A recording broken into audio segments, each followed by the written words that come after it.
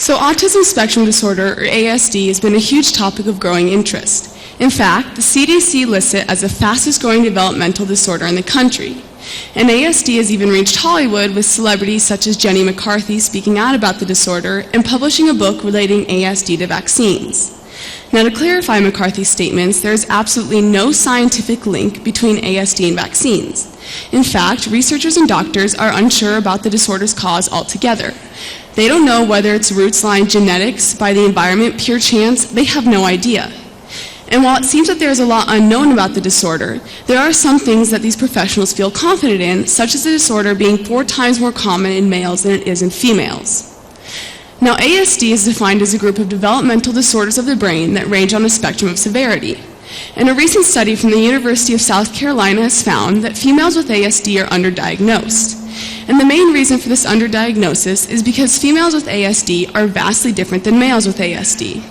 For example, males with ASD have been found to have a higher brain volume than typically developing males, which stretches the outer layer of the brain, therefore stretching neurons, causing issues with fine motor skills, one of the most common signs in children with ASD. However, females were found to have no brain size difference compared to typically developing females. Furthermore, females with ASD have a tendency to internalize and camouflage their symptoms.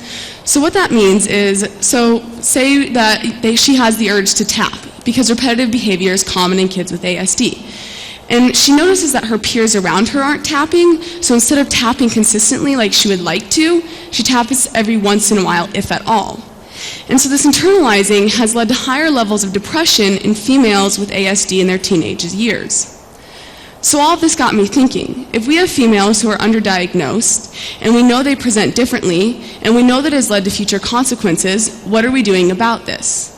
And this led to my research question of, are there enough studies about ASD that incorporate almost equal number of male and female participants? And so what I did for my method was I did a meta-analysis. And all that is you take a bunch of research papers and you read them and you go through them and you find a common conclusion based off of everything you read.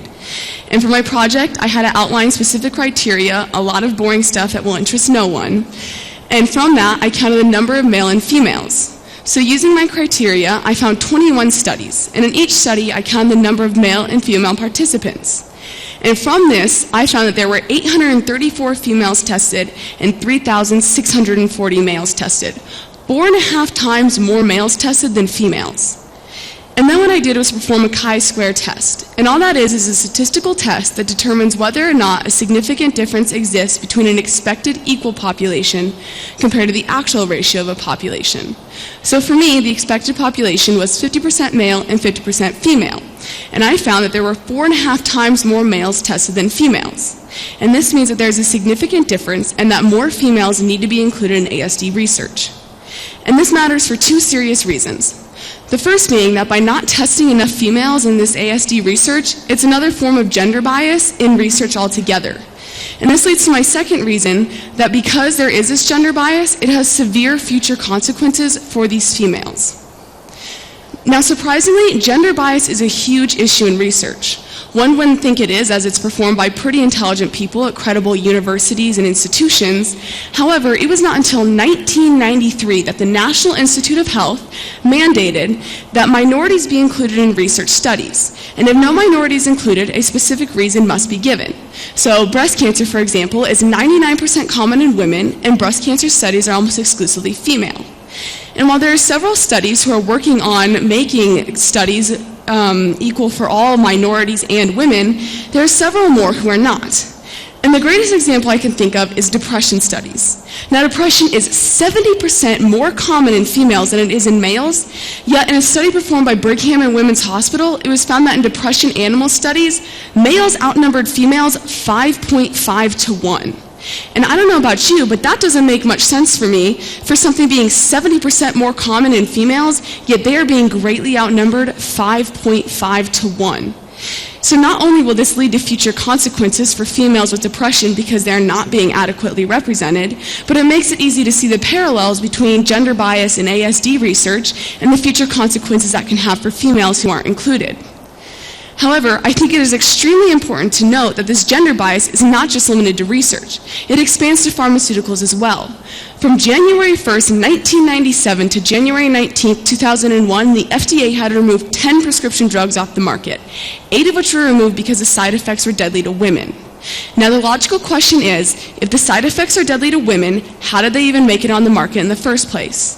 Well, as it turns out, if you don't include women in the research, whether it be the animal studies, clinical trials, or initial research, then the side effects are unknown. So now, not only was it billions and billions of dollars of research funding lost, money that I can think of a million better things to go to, whether it be healthcare, our education system, finding medicine that works for both sexes, but women's lives were actually lost, all because it wasn't thought to properly represent them in these medical studies.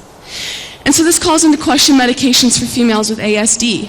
What side effects do they have? Are they more severe, less severe? Are they lethal to their lives as well because they're not being properly represented? Now, in order to connect these negative consequences of gender bias with females with ASD and their future, I would like to remind you that females with ASD have a tendency to internalize their symptoms, and this makes diagnosis extremely difficult. However, because they are not properly represented in these studies, then there is no better understanding on how to properly diagnose them.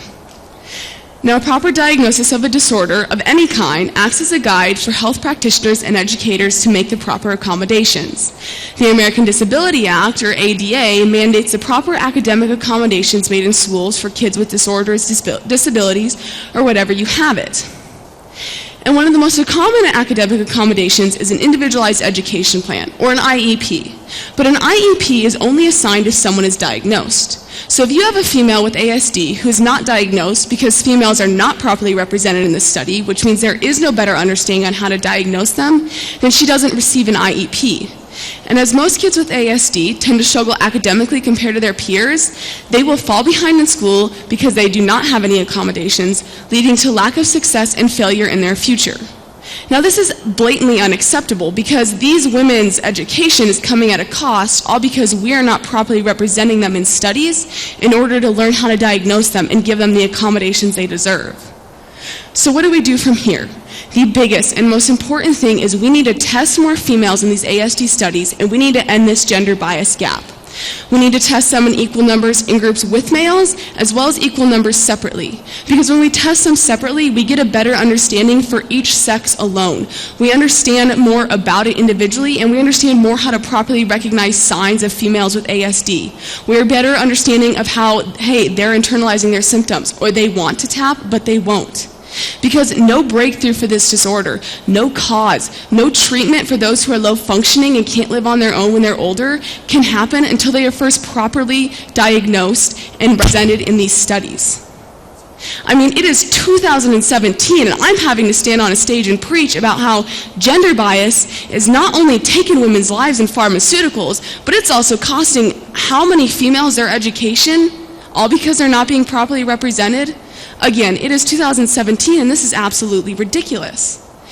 So the biggest thing we have to do is test more females in these ASD studies and end this gender bias gap. And tonight, I would like to leave you with the final thought that perhaps ASD is not 4 times more common in males, it is just 4 times more diagnosed. Thank you.